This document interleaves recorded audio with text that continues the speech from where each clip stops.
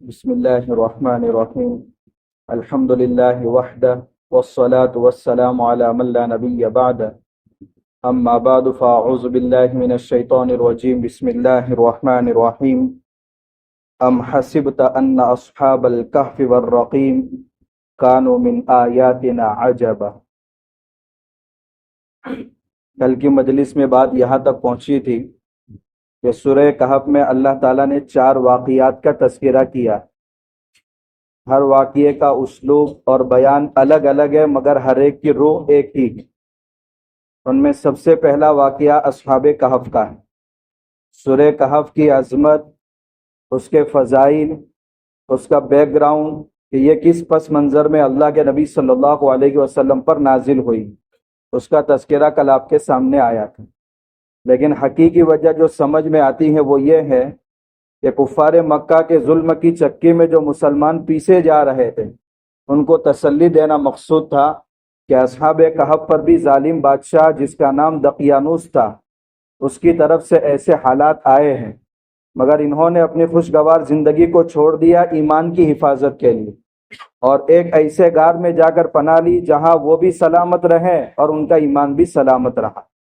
تو تمہیں بھی ایک ایسے غار کی طرف جانے کا اشارہ بعد میں ملے گا جس کا نام مدینہ اور پورا نام یثرب ہے، اور اس کے بعد اللہ تعالیٰ تمہاری ایمانی دعوت کو پوری دنیا کے اندر عام فرمائیں گے.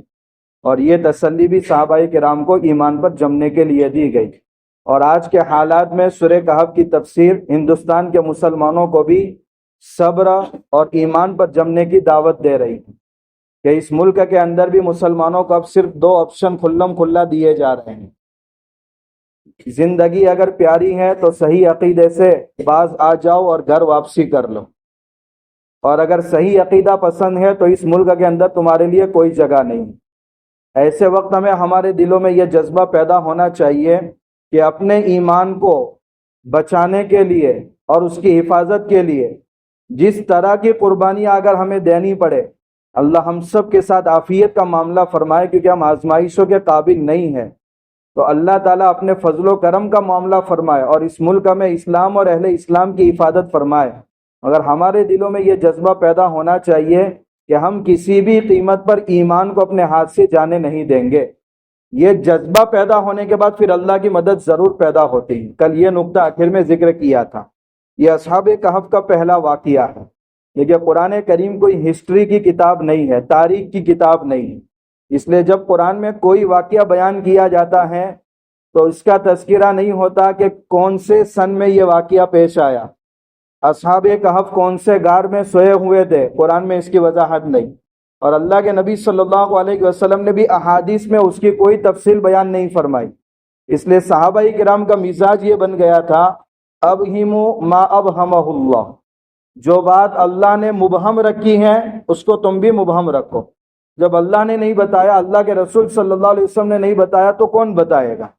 مگر چونکہ ہمارا زمانہ ریسرچ کا زمانہ ہے، اس لیے مورخین میں بھی جو محققین ہیں وہ تحقیق کرتے ہیں کہ بھئی اصحاب کہف کا غار کہاں ہے.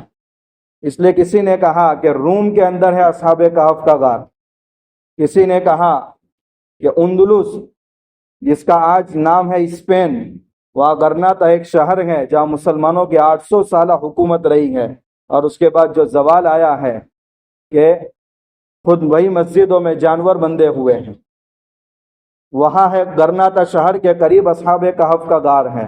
تو کسی نے کہا ملک شام کے اندر ہے، کسی نے کہا بیت المقدس کے قریب ایک بستی ہے جس کا نام رقیم ہے، اور اصحاب الکہف والرقیم کا لفظ آیا ہے تو اس بستی کے اندر ایک غار ہے، اصحاب الکہف کا وہ غار ہے.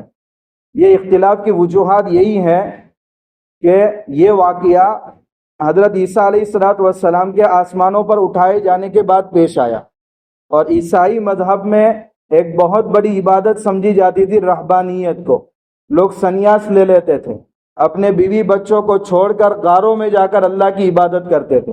تو کتنے قافلے نہیں معلوم غاروں کے اندر نکلے ہوں گے، اور وہاں انہوں نے موت تک اللہ کی عبادت کی اور وہی موت آ گئی. اب جس کا بھی اس کے غار کے پاس سے گزر ہوا، چونکہ اصحاب کہف کا واقعہ مشہور ہو گیا تھا، ہر ایک کے ذہن میں یہی آ رہا تھا کہ اصحاب کہف کا غار یہ ہے، اس وجہ سے اختلاف ہو گیا. اصحاب کہف کے واقعے کو کفار مکہ بھی بڑا تعجب خیز سمجھتے تھے، اس لیے انہوں نے اللہ کے نبی صلی اللہ علیہ وسلم سے یہ واقعہ بیان کیا، اور اس سوال کی تلقین کرنے والے مدینہ کے یہود تھے کہ اللہ کے نبی صلی اللہ علیہ وسلم سے یہ سوال پوچھو، مکہ کے اندر اس واقعے کو جاننے والا کوئی نہیں ہے، اگر یہ بتا رہے ہیں تو وحی کے ذریعے ہی ان کو بتایا جائے گا اور ان کی نبوت کی تصدیق ہو جائے گی۔ تو قرآن یہ کہہ رہا ہے کانوا من آیاتنا عجبا، چاہے خطاب کفار مکہ سے ہو یا مدینہ کے یہود سے ہو، اصحاب کہف کے واقعے کو تم بہت زیادہ تعجب خیز سمجھتے ہو۔ ارے جو چیزیں 24 گھنٹے تمہارے سامنے ہیں، یہ آسمان ہے، زمین ہے، چاند ہے، سورج ہے، ستارے ہیں، سیارے ہیں، بونے سیارے ہیں، ذیلی سیارے ہیں، یہ اللہ نے کائنات نہیں تھی اور اس کو وجود میں لایا، اور یہ اصحاب کہف تو سوئے ہوئے تھے، اللہ نے ان کو 300 سال کے بعد بیدار کیا۔ تو زیادہ تعجب خیز چیزیں تو یہ کائنات کی چیزیں ہیں جو ہر وقت تمہارے سامنے ہیں، اور تم تعجب اس واقعے پر کر رہے ہو۔ تو زیادہ تعجب کی چیزیں تو تمہارے سامنے ہیں جس سے اللہ اور اللہ کے رسول کی رسالت تمہیں آسانی سے سمجھ میں آ سکتی ہے، اس لیے یہ واقعہ زیادہ قابل تعجب نہیں ہونا چاہیے۔ جب یہ اصحاب کہف ظالم بادشاہ کے شہر سے جدا ہو رہے تھے، اس وقت انہوں نے اللہ تعالیٰ سے 2 دعائیں کی تھی۔ ربنا آتنا من لدنک رحمہ، اے اللہ اپنی طرف سے خصوصی رحمت ہمیں عطا فرما۔ رحمت کا یہاں مطلب یہ ہے کہ ہمارا مقصد ہمیں حاصل ہو جائے اور ہمارا ایمان سلامت رہے، یہ پہلی دعا تھی، اور یہ دعا قبول بھی ہو۔ دوسری دعا انہوں نے کہی وَهَيِّئْ لَنَا مِنْ أَمْرِنَا رَشَدًا، اور ہمارا معاملہ ایسا بنا دیجئے کہ ظالم بادشاہ کے ظلم سے ہم بچ جائیں اور کسی قسم کی پریشانیوں کا ہمیں سامنا نہ کرنا پڑے۔ اللہ نے ان کی دعا کیسے قبول کی ہے اور کیسا ان کو پریشانیوں سے بچایا ہے، آگے اس کا ذکر ہے۔ فَضَرَبْنَا عَلَىٰ آذَانِهِمْ فِي الْكَهْفِ سِنِينَ عَدَدًا، جب یہ شہر سے نکل گئے تو ایک غار میں جا کر انہوں نے پناہ لی۔ اللہ تعالیٰ فرماتے ہم نے ان کے کانوں پر تھپکیاں دی اور کئی سال تک ان کو سلا دیا۔ لیکن کانوں پر تھپکیاں دینے سے ہی انسان گہری نیند سوتا ہے۔ جب انسان سوتا ہے تو پہلے اس کی آنکھیں بند ہوتی ہے، مگر یہ سو نہیں گیا، کان سے ساری چیزیں سن رہا ہے، اور کان جب سننا چھوڑ دیں گے تو اب گہری نیند آئے گی۔ اور سب سے پہلے جب بیدار ہوتا ہے تو کان کھلتے ہیں اور آنکھیں بعد میں کھلتی ہیں۔ کان میں یا تو الارم کی آواز جا رہی ہے یا کوئی گفتگو کر رہا ہے اس کی آواز جا رہی ہے۔ جب انسان بیدار ہوتا ہے پھر اس کے بعد آنکھ کھولتا ہے۔ تو اللہ تعالیٰ نے یہ فرمایا آنکھیں بند نہیں کی، ہم نے ان کے کانوں پر تھپکیاں دی، یہ گہری نیند ہم نے ان کو سلا دیا۔ پھر آگے اللہ تعالیٰ فرماتے ہیں جب یہ بادشاہ کے سامنے پیش ہوئے تو ہم نے ان کے دلوں کو مضبوط کر دیا تھا، یہ ان کی دعا کا اثر تھا۔ کل یہ نقطہ بیان کیا تھا کہ جب اللہ کا خوف دل کے اندر پیدا ہو جائے تو انسان پوری دنیا سے بے خوف ہو جاتا ہے، حتیٰ کہ اس کو موت بھی اگر سامنے آ جائے تو وہ موت کو بھی گلے لگانے کو تیار ہو جاتا ہے۔ اللہ ایسا خوف ہم سب کو نصیب فرمائے۔ جب یہ لوگ غار کے اندر چلے گئے، اللہ نے ان کے جسموں کی پوری حفاظت فرمائی، چونکہ دوسری دعا ان کی یہ تھی، اور کرامتوں کا ظہور ہوا۔ ان میں سب سے پہلی کرامت جو ظاہر ہوئی کہ یا تو غار کا وقوع ایسا تھا کہ سورج نکلتا تھا اس وقت بھی اور جب غروب ہوتا تھا اس وقت بھی ان کے جسموں کو دھوپ نہیں لگتی تھی، کیونکہ دھوپ لگے گی تو جسم اور پوشاک پرانا ہونے لگے گا اور ان کے جسموں کو تکلیف ہوگی۔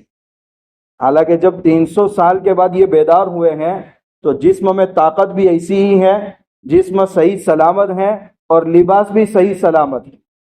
تو یہ سورج بھی کترا کر کے غار کے پاس سے گزر جاتا تھا، یا تو غار کا جائے وقوع ایسا تھا، یا جیسے قرآن میں اشارہ کیا گیا کہ یہ اللہ کی نشانیوں میں سے ایک نشانی ہے جو ان کی کرامت کے طور پر ظاہر ہوئی تھی۔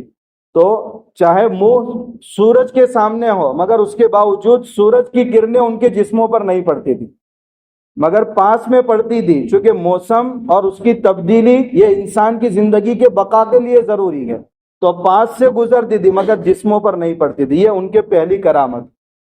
پھر اس کے بعد آگے اللہ تعالیٰ فرماتے ہیں وَهُمْ فِي فَجْوَةٍ مِّن، لیکن عربی میں پہاڑ کے اندر سوراخ ہو اس کو غار کہا جاتا ہے، شرط یہ ہے کہ وہ چھوٹا ہو، اور اگر وہ غار کا منہ بہت بڑا ہے جس میں کسی قسم کی کوئی تنگی نہیں ہوتی تو اس کو عربی کے اندر پھر کہف کہا جاتا ہے. اور وہم فی فجوۃ من، یہ غار کے کشادہ حصے کے اندر تھے جس کو کہف کہا گیا، اور اس کی مناسبت سے پوری سورت کا نام سورت الکہف رکھا گیا، اور ان ساتھیوں کو اصحاب الکہف کہا گیا. تو یہ کرامت کا ظہور یہ ہوا کہ سورج نکل رہا ہو یا غروب ہو رہا ہو، دھوپ ان کے جسموں کو نہیں لگتی تھی، تاکہ اللہ تعالیٰ ان کے جسموں کو صحیح سلامت رکھے. آگے فرمایا وَتَحْسَبُهُمْ أَيْقَاظًا وَهُمْ رُقُودٌ، یہ حضرات جب گھر سے نکلے تھے تو توشہ لے کر کے نکلے تھے. آگے ذکر اس کا آ رہا. ظاہر سی بات ہے ان کے پاس سامان تھا. اب اس سامان کی حفاظت کیسے ہو سکتی ہے؟ تو اللہ تعالیٰ نے ایسا رعب ان کے جسموں میں دے دیا تھا کہ جب بھی کوئی شخص ان کو دیکھتا تھا تو وہ یہ سمجھتا تھا کہ یہ تو بیدار ہیں. وہم رقود، حالانکہ سوئے ہوئے تو، یعنی جسم کی حیت ایسی بنا دی گئی تھی. مفسرین نے لکھا ہے کہ آنکھیں کھلی ہوئی تھی مگر وہ گہری نیند سو رہے تھے. بہت سی مرتبہ یہ ہم بھی دیکھتے ہیں کہ انسان سو جاتا ہے مگر آنکھیں کھلی رہتی ہیں اور وہ گہری نیند سو رہا ہوتا ہے، اور یہ صورت بہت بھیانک ہوتی ہے. تو اللہ نے ان کی ایسی صورت بنا دی تھی کہ دیکھنے والا مرعوب ہو جائے اور یہ سمجھے کہ یہ تو بیدار ہیں، ان کے جسموں کو نقصان نہیں پہنچا سکتے اور ان کا مال بھی نہیں لے سکتے، کیونکہ ابھی کھڑے ہو جائیں گے اور ڈیفینس کریں گے، اپنی حفاظت کریں گے، مال کی حفاظت کریں گے. تو کسی کی ہمت بھی نہیں ہوتی تھی. یہ دوسری کرامت تھی. وَنُقَلِّبُهُمْ ذَاتَ الْيَمِينِ وَذَاتَ الشِّمَالِ، اللہ تعالیٰ فرماتے تھے کہ ہم ان کے جسموں کو الٹتے رہتے تھے، کبھی دائیں جانب کبھی بائیں جانب. تو دیکھنے والا یہ سمجھتا تھا کہ یہ تو کروٹیں لے رہے تو بیدار ہیں. دوسرا اس میں فائدہ یہ تھا کہ اگر ایک پہلو زمین سے لگا ہوا رہے تو پھر مٹی کھانا شروع ہو جاتی، تو جسموں کی حفاظت نہیں ہوتی. اور جب کروٹیں انسان بدلتا رہتا ہے تو پھر مٹی سے ایک جسم کا حصہ چپکا ہوا نہیں رہتا، ان کے جسموں کی حفاظت ہوتی. یہ اصحاب کہف کی ایک اور کرامت تھی. وَقَلْبُهُمْ بَاسِطٌ ذِرَاعَيْهِ بِالْوَسِيطِ، یہ تو اندر آرام فرما رہے تھے اور ان کا کتا دہلیز پر اپنے ہاتھوں کو پھیلائے ہوئے بیٹھا ہوا تھا. روایت میں آتا ہے کہ اگر کسی شخص نے اپنے گھر میں کتا رکھا یا تصویر رکھی، اس کے گھر میں فرشتے نہیں آتے. ایک صاحب نے اس پر ایک سوال کیا کہ یہ تو اچھی بات ہے کہ گھر میں کتا پالو، فرشتے موت کے لیے آئیں گے ہی نہیں تو اس انسان کی موت ہی نہیں آئے گی. تو رحمت کے فرشتے نہیں آتے، زحمت کے فرشتے تو ضرور آئیں گے، یعنی موت کے فرشتے تو آنے ہی والے ہیں. لیکن روایتوں میں 3 طرح کے مقاصد کے لیے کتوں کو پالنے کی اجازت. جانوروں کی حفاظت کے لیے اگر کتا پال رہے ہیں اس کی اجازت، کھیت کی حفاظت کے لیے اگر کتا پال رہے ہیں تو اس کی اجازت ہے، اور شکار کے لیے ٹریننگ دیا ہوا کتا اگر کوئی پال رہا ہے تو اس کی اجازت ہے. یہ صاحب جائیداد تھے، مویشی اور جانوروں کو رکھنے والے حضرات تھے، اس لیے انہوں نے کتا پالا تھا. اور کتے کی وفاداری بہت مشہور ہے. جب اپنے مالک سے محبت کرتا ہے تو مالک جہاں جاتا ہے کتا ساتھ میں ہی چلتا ہے. تو یہ اصحاب کہف کے ساتھ ہی کتا نکل گیا تھا. اور ایک جواب یہ بھی دیا گیا ہے کہ ہماری شریعت میں منع کیا گیا ہے کتا پالنے کو، مگر عیسیٰ علیہ السلام کی شریعت میں کتا پالنا ممکن ہے، جائز ہو، اور اصحاب کہف نے کتا پالا ہو. ابن عطیہ رحمۃ اللہ علیہ فرماتے ہیں، تفسیر قرطبی میں ان کی روایت نقل کی ہے کہ انہوں نے فرمایا کہ اگر کوئی شخص اللہ کے نیک بندوں سے اگر محبت کرتا ہے تو ان کی نیکیوں کا حصہ بھی اسے ملتا ہے. اور دلیل میں یہی بات بیان کی ہے کہ اصحاب کہف کا کتا یا اللہ کے نیک بندوں سے محبت کر رہا تھا تو ان کی نیکی کا حصہ اس کو اس انداز سے ملا کہ اصحاب کہف کے تذکرے کے ساتھ کتے کا بھی تذکرہ قرآن کے اندر آ گئے. اس لیے امام قرطبی رحمۃ اللہ علیہ نے لکھا ہے کہ یہ تو جانور کا حال ہے. اگر ایمان والے اگر اللہ کے نیک بندوں سے محبت کرنے لگے تو ان کا مقام کیا ہوگا. حضرت مولانا عبد الغنی پھول پوری رحمۃ اللہ علیہ اللہ کے نیک بندوں کی صحبت پر بہت زیادہ بیانات کرتے تھے.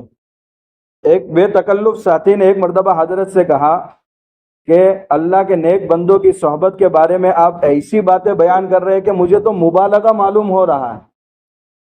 تو حضرت نے فرمایا آپ تھوڑی دیر میرے پاس بیٹھے، میں آپ کو سمجھاتا ہوں. تو حضرت نے فرمایا دیکھیے، آپ علم حاصل کرنا شروع کریں اور دوسرا کام اللہ کی عبادت کریں، اور یہ 2 کام اتنے زیادہ کریں جب تک آپ صحابی نہ بن جائیں. تو انہوں نے کہا کہ حضرت میں صحابی تو کیسے بن سکتا ہوں، چاہے کتنا بھی علم حاصل کر لو اور کتنی بھی عبادت کر لو، صحابی تو جب ہی بن سکتے ہیں جب اللہ کے نبی کی صحبت حاصل ہو. تو حضرت نے فرمایا پھر تابعی بن جائے ان دو چیزوں کے ذریعے، علم حاصل کر کے اور عبادت کے ذریعے۔ کہا میں تابعی بھی کیسے بن سکتا ہوں؟ تابعی کے لیے تو شرط ہے کہ صحابہ کی صحبت نصیب ہو۔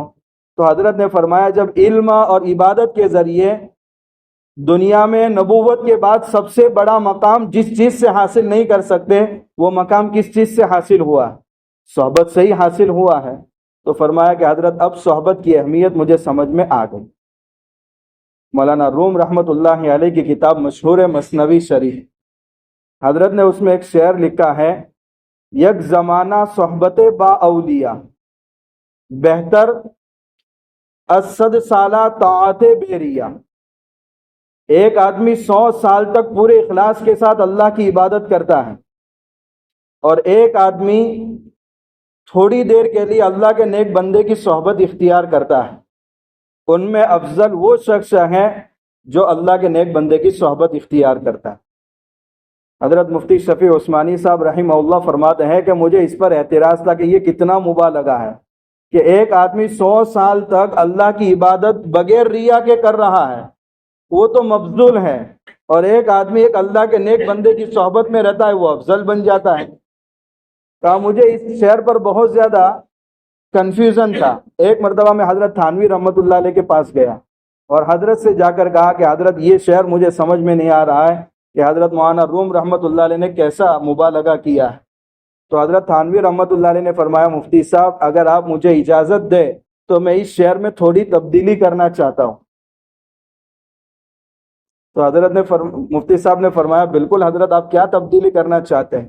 کہ اس میں مولانا روم رحمۃ اللہ علیہ نے 100 سالہ کہا، یعنی 100 سال کی عبادت سے بہتر ہے اللہ کے نیک بندے کی صحبت، میں اس میں 1 لاکھ کا لفظ بڑھانا چاہتا ہوں۔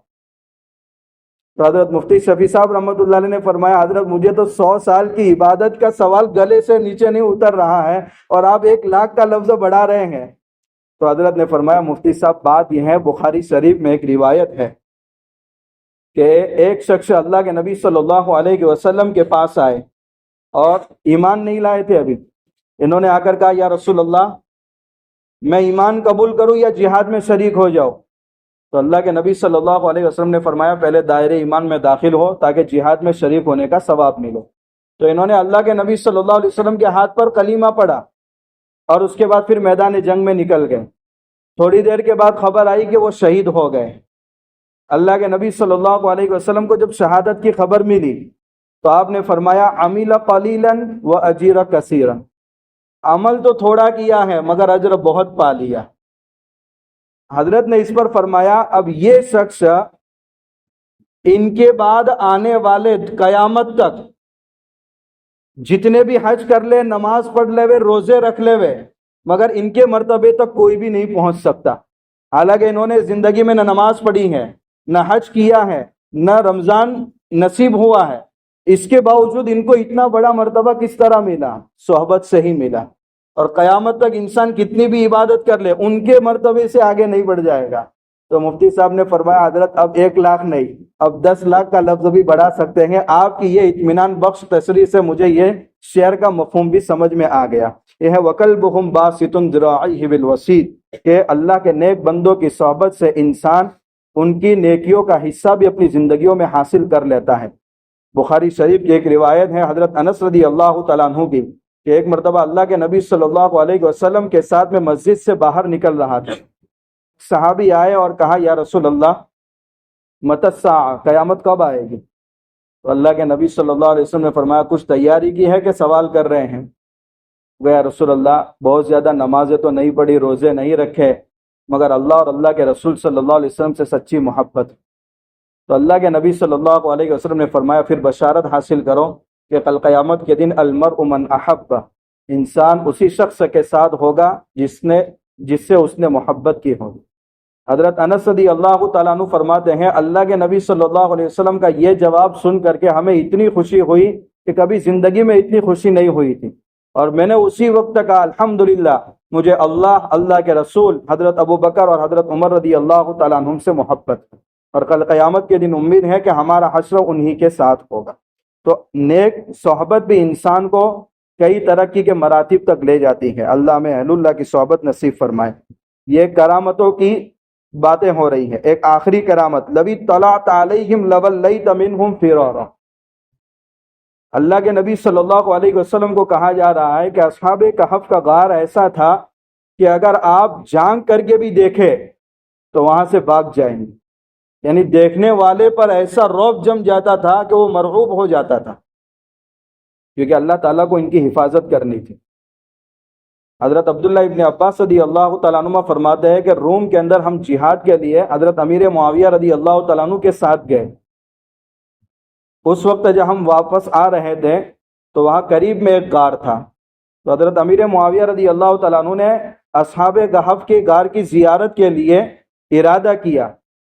تو میں نے کہا کہ آپ سے عظیم اور بڑی ہوئی شخصیت اللہ کے نبی صلی اللہ علیہ وسلم کو اللہ تعالیٰ نے منع کیا ہے، لَوِ اطَّلَعْتَ عَلَيْهِمْ لَوَلَّيْتَ مِنْهُمْ فِرَارًا، تو آپ کیوں جا رہے ہیں؟ مگر حضرت امیر معاویہ رضی اللہ تعالیٰ عنہ نے ان کی رائے کو قبول نہیں کیا اور یہ فرمایا کہ بھئی یہ بات تو اس وقت کی ہے جب اصحاب کہف زندہ تھے اور سو رہے تھے، اس وقت کی حالت کا یہ ذکر ہے، اب وہ حالت نہیں ہے. اس لیے انہوں نے ایک جماعت کو روانہ کیا تاکہ اس کا مشاہدہ اور اس کی تحقیق کر کے آئے. مگر اللہ کا کرنا ایسا ہوا کہ گرم ہوا تیز چلی اور وہ غار تک نہ پہنچ سکے. تو اللہ تعالیٰ نے کرامت کے طور پر اس انداز سے ان کی جو دوسری دعا تھی، یا اللہ ہمارا ایمان بھی سلامت رہے اور ہم کو ہر طرح کی پریشانیوں سے بھی حفاظت کی جائے، تو اللہ تعالیٰ نے ان کی حفاظت کا یہ پورا انتظام کیا.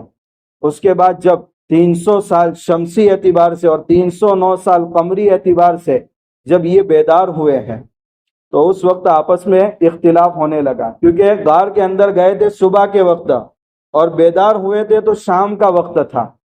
تو ایک ساتھی دوسرے سے پوچھنے لگا، ارے کتنا وقت ہم سوئے؟ تو کسی نے کہا آدھا دن ہوا ہے، صبح سوئے تھے اور شام میں اٹھے ہیں. کسی ساتھی نے کہا نہیں، یہ وہ دن نہیں ہے جس دن میں ہم غار میں داخل ہوئے تھے. تو دوسرے ساتھیوں نے کہا ارے بیجا اختلافات کی کیا ضرورت ہے، ابھی چوہے پیٹ میں قل ہو اللہ پڑھ رہے، کھانے کی فکر کی جائے.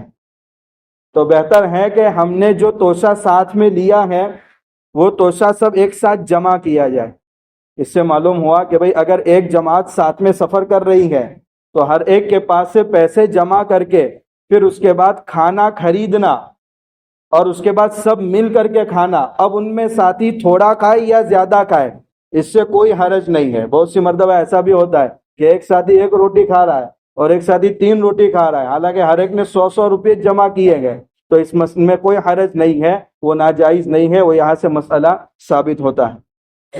تو ایک ساتھی کو بھیجا کہ بھئی یہ سکہ لے کر کے بازار میں جاؤ، مگر چند ہدایات جاری کی کہ پہلے تحقیق کرنا، کیونکہ شہر کے اندر جو گوشت کی دکانیں ہیں لوگ بت پرستی میں مبتلا ہے، تو اللہ کے نام کے علاوہ بتوں کے نام پر جانور ذبح کرتے ہیں. اس لیے سب سے پہلے حلال گوشت کی تحقیق کرنا.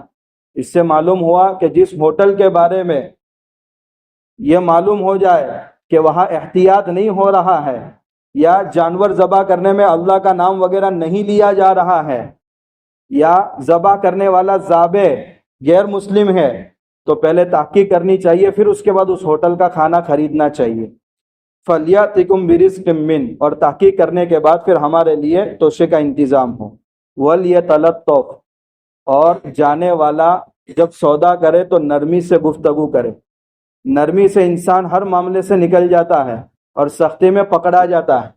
اور یہ وَلْيَتَلَطَّفْ کا لفظ ایسا ہے کہ جہاں حروف کی، قرآن کے حروف کی تعداد کے اعتبار سے نصف اول اور نصف آخر کا فیصلہ ہو رہا ہے. وَلْيَتَلَطَّفْ یہ لطف سے بنا ہے، لطف کے معنی ہے نرمی. ان اللہ رفیق یحب الرفق، اللہ تعالیٰ نرم ہے اور نرمی کو پسند فرماتے ہیں. لیکن نرمی میں انسان مضبوطی کو نہ چھوڑے. دیکھیں ایک ہے نرم ہونا اور ایک ہے مضبوط ہونا، دونوں چیزیں ایک ساتھ جمع ہو سکتی ہے. نرمی اختیار کرنی چاہیے، سختی اختیار نہیں کرنی چاہیے، لیکن مضبوط بھی رہنا چاہیے. آسان مثال کے ذریعے ہم سمجھ سکتے ہیں کہ ریشم کو بون کر کے رسہ بنایا جاتا ہے. یہ رسہ نرم ہوتا ہے لیکن مضبوط ہوتا ہے، اور لوہے کی جو چین ہوتی ہے وہ سخت ہوتی ہے. تو سخت نہیں بننا چاہیے لیکن نرمی کے ساتھ مضبوطی ہونی چاہیے. تو عقائد میں نرمی کے ساتھ مضبوطی ہو، جبھی جا کر انسان اپنے عقائد پر جم سکتا ہے. تو نرمی کا مطلب یہ نہیں ہے کہ مضبوطی کو چھوڑ دیا جائے، یعنی سختی نہ ہو، بیجا سختی نہ ہو. ولا یشعرن بکم احدا، اور اپنے معاملے کی کسی کو بھنک بھی نہیں لگنی چاہیے، ورنہ تمہارے ساتھ کیا ہوگا؟ یہی ہوگا کہ جب شہر والوں پر حال واضح ہو جائے گا تو شہر والے بادشاہ تک بات پہنچا دیں گے، چونکہ ان کو تو معلوم نہیں ہے کہ ہمارے اوپر 300 سال پورے ہو چکے ہیں، اور اب بادشاہ منصف مزاج آیا ہے جس کا نام تھا بیدوسیس۔ اور ایک اہم واقعہ اس وقت شہر کے اندر ایسا پیش آیا تھا۔ دیکھیں ہمارے اعتبار سے دنیا میں جو واقعات پیش آتے ہیں کہ ہم سمجھ رہے یہ اتفاقی واقعہ ہے، مگر اللہ تعالیٰ کی ذات احکم الحاکمین ہے، ہر ایک واقعے کی کڑی دوسرے کے ساتھ جڑی ہوئی ہوتی ہے۔ اس وقت جو بادشاہ شہر کے اندر آیا تھا، شہر کے اندر ایک گروپ ایسا پیدا ہو گیا تھا جو اس بات کا انکار کرتا تھا کہ جب انسان مر جائے اور اس کی ہڈیاں بوسیدہ ہو جائے اور راکھ میں مل جائے، پورے شہر میں تقسیم ہو جائے، اس کے بعد وہ دوبارہ زندہ کیا جائے گا، یہ کیسے ممکن ہے؟ تو اس بادشاہ نے یہ معاملے سے پریشان ہو کر کے جسم پر ٹاٹ پہن کر راکھ پر بیٹھ کر اللہ تعالیٰ سے دعا کی کہ اللہ آپ غیب سے کوئی ایسا واقعہ رونما ہو جائے کہ ان کا عقیدہ درست ہو جائے۔ اب یہاں اللہ تعالیٰ انتظام فرما رہے تھے کہ 300 سال کے بعد اصحاب کہف بیدار ہوئے۔ ان میں کا ایک شخص جب پرانا سکہ لے کر کے خریدنے کے لیے آیا تو دکاندار نے دیکھا کہ یہ تو 300 سال پرانا سکہ ہے، تو اس نے دوسرے دکاندار سے کہا کہ شاید اس کے ہاتھ پرانا خزانہ لگ گیا۔ اب پورے شہر میں یہ بات پھیل گئی، پولیس بھی آ گئی اور اس کو بادشاہ کے پاس لے گئی۔ تو بادشاہ کے پاس ایک تختی اسی ظالم بادشاہ سے چلی آ رہی تھی، اس نے وہ تختی لکھوائی تھی کہ یہ نام کے افراد لاپتہ ہیں، جب بھی یہ گرفت میں آ جائے تو ان کو سزا دی جائے۔ تو وہ تختی اس بادشاہ کے پاس بھی پہنچی تھی، ان کا نام پوچھا تو اس نے وہی سارے نام بتائے۔ تو بادشاہ نے کہا کہ آپ تو بہت نیک لوگ تھے اور آپ سے ملاقات کا تو ہمیں انتظار تھا، آپ کہاں سوئے ہوئے ہیں آپ کے ساتھی؟ تو وہ بادشاہ اور پوری جماعت کے شہر کو لے کر کے وہاں گئے اور کہا کہ آپ تھوڑی دیر ٹھہرے تاکہ میں اندر ساتھیوں کو اطلاع دے دوں، تاکہ وہ گھبرائے نہیں کہ وہ ظالم بادشاہ اپنی فوج لے کر کے ہم پر حملے کے ارادے سے آیا ہے۔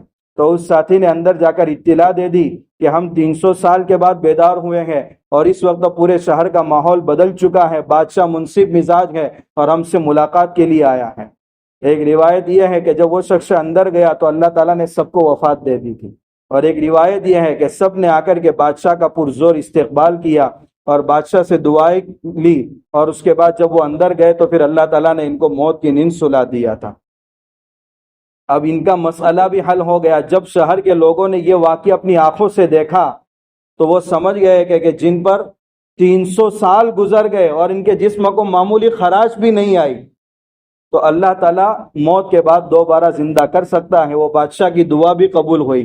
تو ہم اس کو اتفاقی سمجھ رہے ہیں کہ 300 سال کے بعد بیدار کرنے کا مقصد کیا تھا، مگر اللہ تعالیٰ کا ہر واقعہ جو اس کائنات میں رونما ہوتا ہے وہ کسی نہ کسی حکمت پر مبنی ہوتا ہے۔ اب بات یہ ہے کہ اصحاب کہف کتنے تھے، اس میں اختلاف ہو گیا۔ یہ اختلاف کس جماعت کے اندر ہوا تھا؟ ایک قول مفسرین کا یہ ہے کہ نجران کے عیسائیوں نے اللہ کے نبی صلی اللہ علیہ وسلم سے اصحاب کہف کے واقعے میں مناظرہ کیا تھا۔ اور عیسائیوں میں بہت پرانے 3 گروہ ہیں، نستوریہ، یعقوبیہ اور ملکانیہ، اور اس کی ابھی شاخیں ہیں، یہ پروٹسٹنٹ اور کیتھولک جو نئی نئی شاخیں آج چل رہی ہے وہ انہی کے چھوٹے چھوٹے فرقے ہیں۔ ان میں ایک فرقہ یہ کہنا تھا کہ 3 اصحاب کہف تھے اور چوتھا ان کا کتا تھا، اور ایک جماعت کا کہنا یہ تھا کہ اصحاب کہف 5 تھے اور چھٹا ان کا کتا تھا۔ مگر اللہ تعالیٰ نے ان کے 2 قولوں کے بعد فرمایا رجمم بالغیب، یعنی یہ اندھیرے میں تیر چلانا ہے، اندھیرے میں تیر چلائے گا تو نشانے پر نہیں لگے گا۔ یہ اٹکل پچو کی باتیں ہیں، یہ صحیح باتیں نہیں ہیں۔ اور صحیح بات کی طرف اشارہ بھی کیا کہ اصحاب کہف کل 7 تھے اور 8واں ان کا کتا تھا۔ اور آگے یہ بھی فرمایا ما یعلمہم الا قلیل، اس تعداد کو چند لوگ ہی جانتے ہیں۔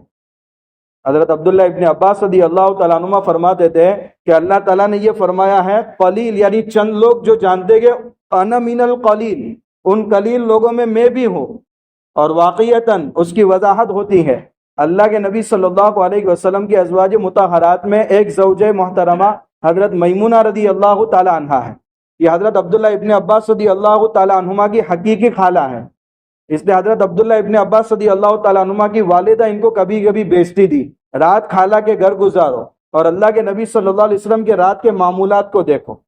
تو ایک مرتبہ عبداللہ ابن عباس رضی اللہ تعالیٰ عنہ اللہ کے نبی صلی اللہ علیہ وسلم کے گھر پر سوئے، لیکن سوئے نہیں تھے چونکہ رات کے معمولات دیکھنے تھے۔ تو اللہ کے نبی صلی اللہ علیہ وسلم رات میں بیدار ہوئے اور قضاء حاجت کے لیے جب آپ گئے تو انہوں نے پانی کا لوٹا بھر کر کے تیار رکھا کہ جیسے ہی حضور تشریف لائے فوراً وضو فرمائے تہجد کے لیے۔ اللہ کے نبی صلی اللہ علیہ وسلم کو اتنی خوشی ہوئی، پوچھا کہ کس نے رکھا ہے پانی؟ کہا یا رسول اللہ میں نے رکھا ہے۔ تو اللہ کے نبی صلی اللہ علیہ وسلم نے دو دعائیں دی، اللہم فقہہ فی الدین وعلمہ التاویل، اے اللہ ان کو دین کا فقیہ بنا اور قرآن کا مفسر بنا۔ اب ظاہر سی بات ہے جن کو اللہ کے نبی صلی اللہ علیہ وسلم نے مفسر بننے کی دعائی دی ہو، قرآن ان پر نہیں کھلے گا تو کن پر کھلے گا؟ اس لیے بڑے فخر کے ساتھ فرماتے تھے انا من القلیل، اس تعداد کو جاننے والوں میں بھی ہوں۔ یہ قرآن نے اصحاب کہف کا وہ واقعہ بیان کر دیا اور اس کے مقصود حصے کو بھی بیان کر دیا۔ پھر آگے فرمایا وَلَا تَسْتَفْتِ فِيهِمْ أَحَدًا، اب اس کے بارے میں زیادہ مزید تحقیق مت کرو کہ اصحاب کہف کے کتے کا رنگ کون سا تھا، وہ ابھی زندہ ہے یا مردہ ہے۔ یہ خود نبی کو بھی منع کر دیا۔ آج امت کی حالت یہ ہے کہ مقصود کو چھوڑ دیتے اور غیر مقصود کے پیچھے زیادہ لگتے ہیں۔ ایک صاحب نے ایک عالم دین سے سوال کیا، حضرت عیسیٰ علیہ السلام کو اللہ تعالیٰ نے آسمان پر اٹھا دیا اور کہا جاتا ہے کہ چوتھے آسمان پر ہیں، تو وہ کھاتے کیا ہیں؟ تو حضرت نے فرمایا تمہارا پڑوسی بھوکا ہے اس کی فکر نہیں، اور چوتھے آسمان پر حضرت عیسیٰ علیہ السلام کیا کھا رہے ان کی فکر دامنگیر ہے۔ حضرت امام ابو حنیفہ رحمۃ اللہ علیہ سے ایک آدمی نے ایسے ہی بھیجا سوال کیا کہ حضرت میں ندی میں نہانے کے لیے اتروں تو میرا رخ قبلہ کی طرف اگر ہو تو اس حالت میں میرا دریا میں نہانا درست ہے یا میرا رخ کس طرف ہونا چاہیے؟ تو حضرت نے فرمایا تمہارا رخ ندی کے کنارے جو تم نے کپڑے اتارے گے اس طرف ہونا چاہیے، اگر کوئی لے کر چلا گیا تو دریا سے نکل نہیں پاؤ گے۔ یعنی یہ بیجا سوالات مت کرو۔ یہ حضرات بھی بیجا سوالات کے جوابات بھی ایسے ہی دیتے تھے۔ ایک صاحب نے امام صاحب سے سوال کیا کہ حضرت میں حج کو جا رہا ہوں، احرام کی حالت میں بدن میں کھجلانا جائز ہے کہ نہیں، یا کھجلائے تو کتنا کھجلا سکتے ہیں؟ تو حضرت نے فرمایا جب تک ہڈی نظر نہ آئے جب تک کھجلاتے رہو، احرام کی حالت میں کوئی فرق نہیں پڑے گا۔ تو قرآن نے اس سے منع کیا ہے۔ تو مقصود نصیحت حاصل کرنا ہے۔ یہ ایک واقعہ پورا ہوا، ابھی 3 واقعات باقی ہیں، انشاءاللہ ان واقعات کا تذکرہ کل کریں۔ سبحان اللہ۔